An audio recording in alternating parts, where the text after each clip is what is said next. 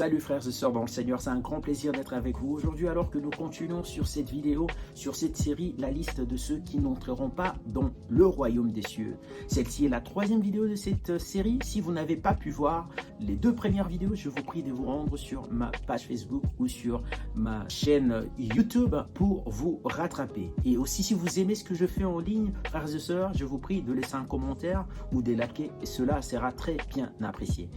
Merci Seigneur Jésus-Christ pour cette vidéo. Merci pour ton Esprit Saint qui me conduit, qui nous conduira tout au long de cette vidéo et de cette série. En ton nom Seigneur Jésus-Christ, je déclare cela. Alors aujourd'hui, nous allons parler des incrédules. La Bible dit les incrédules n'entreront pas dans le royaume des cieux. Apocalypse chapitre 21 verset 8. Et si j'aimerais dire une chose, j'aimerais te dire une chose mon ami. Il y a un homme de Dieu puissant qui a dit: l'incrédulité est la pire de choses qui puisse arriver à une personne. Et j'affirme ce qu'il dit, ce qu'il a dit, parce que, au fait, la Bible elle-même, qui est la vérité absolue, dit dans Hébreux, chapitre 10, verset 38, « Celui qui est juste à mes yeux vivra par la foi ». Au fait, dans cette déclaration, Dieu est en train d'établir le principe même de la vie, pour dire que c'est par la foi que tu vivras. Donc, la foi égale la vie. Et si la foi égale la vie, cela veut dire que l'opposé de la foi, qui est l'incrédulité, égale la mort. Voilà pourquoi cet homme de Dieu a dit que la pire de choses qui puisse arriver à une personne, c'est l'incrédulité, c'est le manque de foi. Mais avant toute chose, j'aimerais parler ici du danger de ne pas croire en Dieu. Parce que, en fait, en général, nous avons tous une certaine croyance à un certain niveau, tout le monde. Mais il y a certaines personnes qui ont juste choisi de ne pas croire en Dieu, mais de croire soit en elles-mêmes ou un mouvement politique, un courant philosophique. Mais le danger dans ça, c'est que lorsqu'un homme ou une femme ne croit pas en Dieu, il risque de se retrouver à croire en quelque chose de pire, en quelque chose de très mal. Et cela peut conduire à des actes d'atrocité épouvantable, inimaginable sur le plan mondial, dans la société. Parce que, en fait, ce en quoi nous croyons, que ce soit en bien ou en mal, est l'unité des conduites par excellence qui dictent nos choix et nos décisions de la vie. Et aussi tout ce en quoi un homme croit, une femme croit, est l'élément quintessentiel qui façonne leur façon, leur manière de percevoir la vie et de traiter les autres. Et ici, je vais vous donner l'exemple de Hitler, juste pour affirmer ce que je suis en train de dire. Hitler, par exemple, et les nazis, à leur époque, ils pensaient que l'humanité était divisée en deux classes. La classe de gens supérieurs, donc les Allemands et les Blancs en général, et la classe de gens inférieurs. Et selon leurs croyances, leur philosophie, leur pensée, leur idéologie, les Juifs étaient parmi les responsables de problèmes en Allemagne et aussi à la base de la pollution de leur société. Et vous savez quoi? Selon mes recherches, lorsque je lisais dans mes recherches, il est écrit que ceux-là, dans leurs croyances, leurs idéologies, leur façon de voir, ont directement conduit à l'Holocauste où environ 6 millions de Juifs et des millions d'autres personnes ont été assassinés. Voilà pourquoi je voulais vous parler du danger de ne pas croire en Dieu. Parce que lorsque tu ne crois pas en Dieu, tu risques de te retrouver à croire à quelque chose de très mal, à quelque chose de pire. Moi, personnellement, je vais vous faire ma révélation ici. Moi, personnellement, j'ai reçu la révélation que le plus grand combat de ma vie, à moi, c'est le combat de garder la foi. Tous les jours de ma vie, je dois me battre pour garder la foi en Dieu. Garder la foi en Dieu, croire que Dieu est un Dieu d'amour, il est un Dieu puissant, il est capable d'agir, il est capable de frayer le chemin. Parce qu'au fait, la vie est dure sur terre, il y a des épreuves, il y a des combats chaque jour. Alors, si tu ne sais pas garder la foi, si tu ne sais pas te battre pour garder la foi, tu risques de perdre la foi en Dieu, tu risques de douter de l'amour de Dieu, tu risques de douter de la grandeur de Dieu, tu risques même de douter de l'existence de Dieu. Alors, je voulais juste faire cette parenthèse-là avant d'entrer, d'aller plus loin sur ces sujets aujourd'hui, sur les incrédules. Alors aujourd'hui, je vais vous parler des 4 types d'incrédules,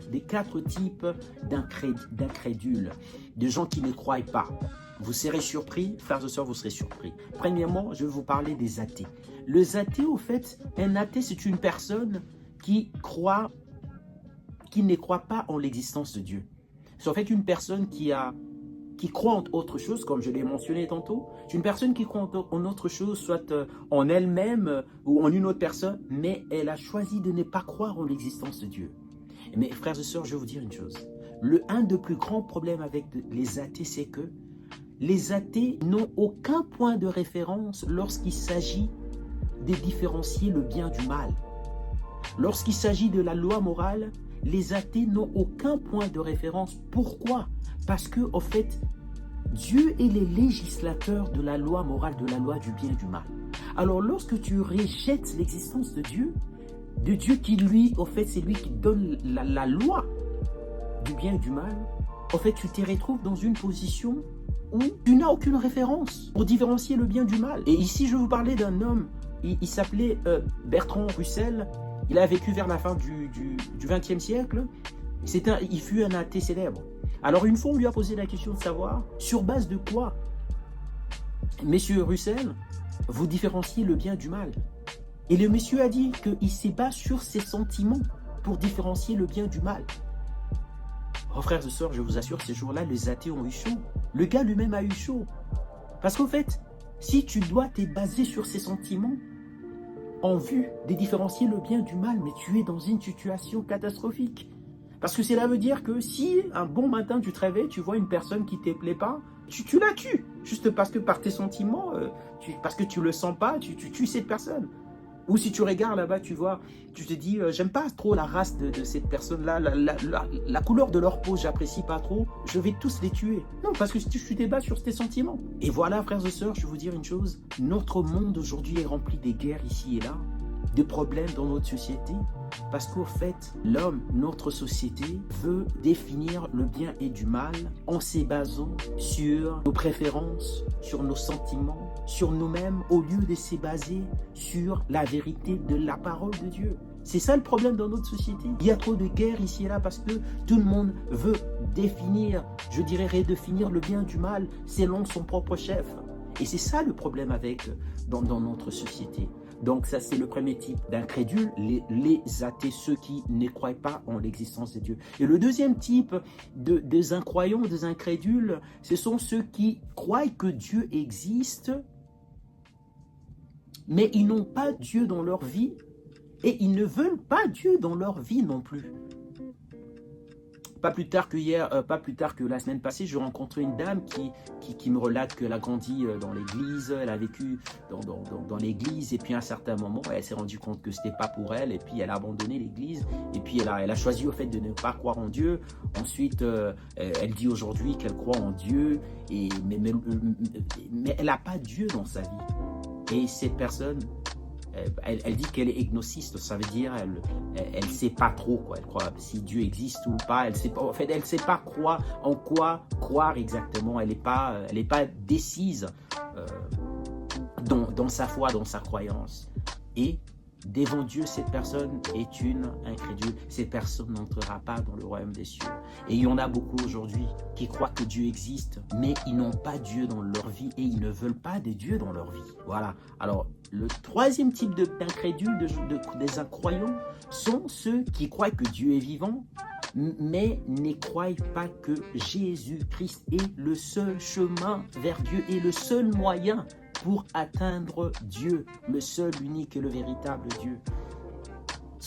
Ils croient en Dieu, ils croient que Dieu existe, mais ils pratiquent leur religion.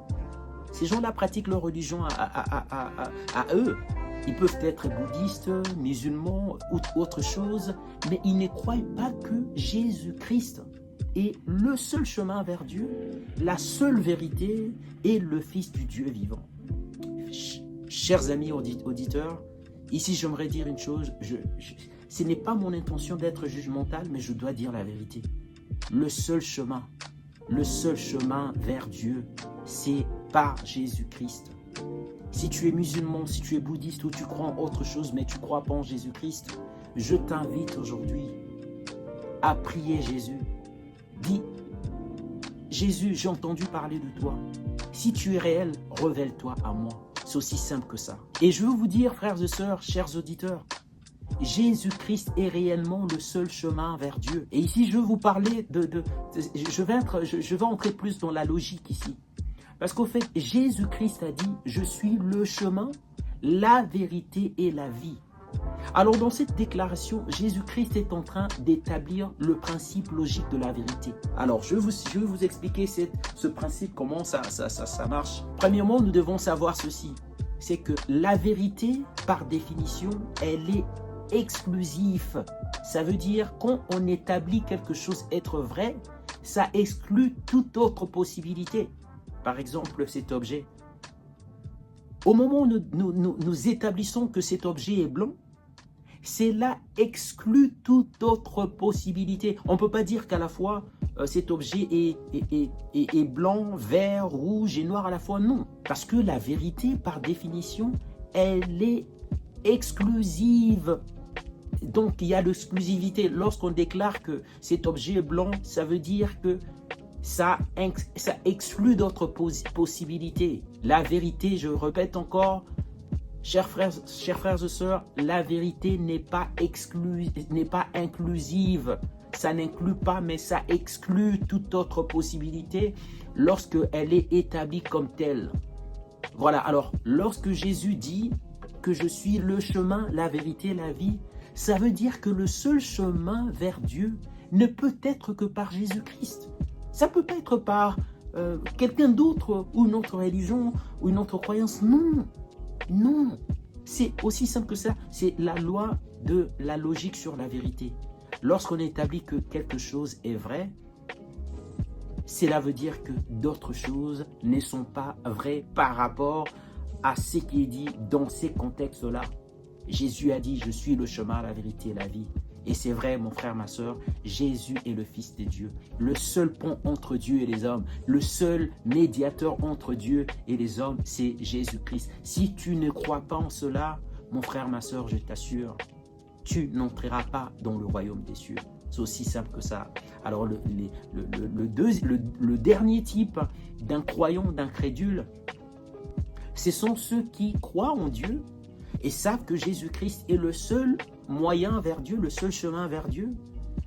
Ils vont aussi à l'église, ils sont prédicateurs, ils peuvent même chanter, ils chantent même à la chorale, ils parlent même en langue, ils sont même prophètes.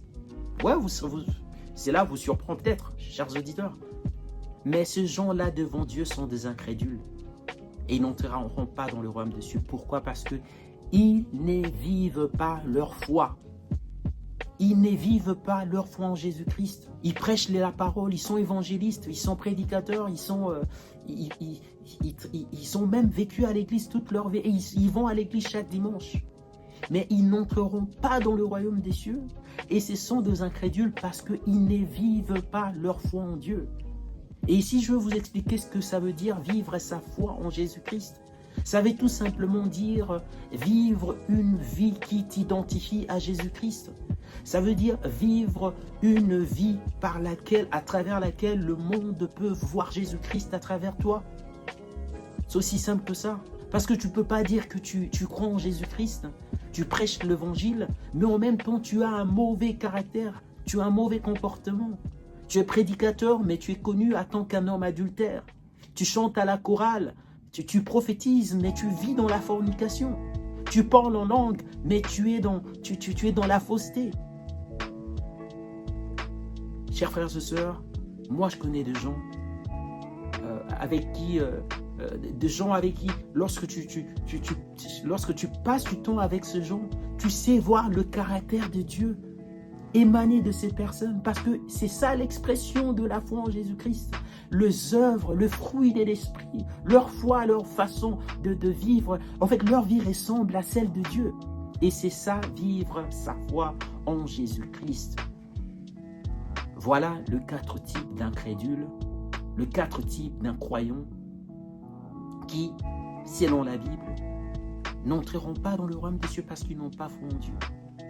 Que le Seigneur vous bénisse, merci chez vous. Et s'il vous plaît, n'oubliez pas de regarder les vidéos suivantes. Que le Seigneur vous bénisse, c'est bien de bonnes choses.